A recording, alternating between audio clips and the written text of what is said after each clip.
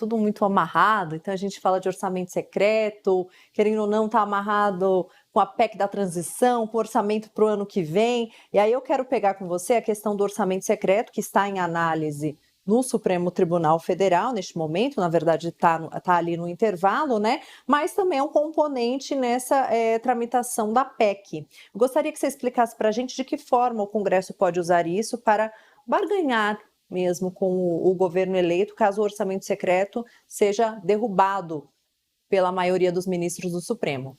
Bom, essa questão é complexa porque nós temos o seguinte acontecendo. Com esse orçamento secreto, vários parlamentares, principalmente aqueles que estão mais próximos da presidência, têm um canal de dinheiro direto que eles podem fazer disso uma forma de alimentar suas respectivas bases.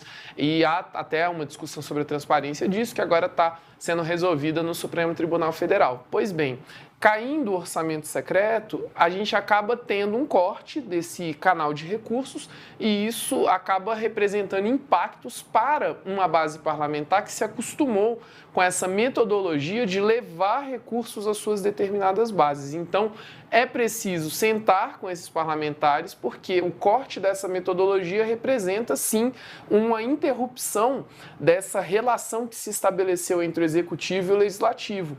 Querendo ou não, essa metodologia de distribuição de recursos, ela acabou desnivelando muito a relação de poderes entre o Executivo e o Legislativo. Se isso corta de uma vez, você acaba voltando para o cenário anterior de uma forma ou de outra. E é claro, quem ganha poder não quer abrir mão de poder tão facilmente. Então, sim, o Congresso vai querer sentar à mesa com os outros poderes para que não abra mão e não perca esse poder que ganhou. Certo, Naue. Agora, essa PEC travou também algumas indicações, né, alguns nomes aí para compor os ministérios do novo governo. Essas indicações estavam previstas para esta semana. E aí, né, a gente tem um cenário de, mais uma vez, o Centrão fazendo o governo de refém para atender aos interesses, né? Eu gostaria que você explicasse para a gente, né, o que significa isso tudo, a PEC amarrada aí com trocas de cargos, com nomes para compor os ministérios do novo governo. É uma equação muito interessante. Antes do orçamento secreto, era preciso que os parlamentares sentassem à mesa com o Executivo em cargos dentro do gabinete presidencial que é composto pela esplanada dos ministérios. Com o orçamento secreto, essa necessidade acabou se esvaindo, porque eles conseguem levar os recursos necessários às suas bases sem precisar estar nesses locais adequadamente sentados. Ok, então voltando para essa lógica antiga, é natural que as bases parlamentares, para que elas possam compor com o governo, elas também recebam esses recursos e recebam principalmente o poder de direcionar esses recursos. Então é uma questão de estar com a caneta na mão. Se não há o orçamento, mas da forma como tinha antes, se há essa perspectiva de não haver mais, é claro que eles vão usar a discussão dessa PEC para nivelar a situação. E esse é o primeiro capítulo de uma série de capítulos que virão, porque a gente pode esperar uma relação, talvez não tumultuada, mas uma relação que não vai ser uma lua de mel entre a Câmara dos Deputados, principalmente, e o governo eleito. Então vai precisar haver muita conversa.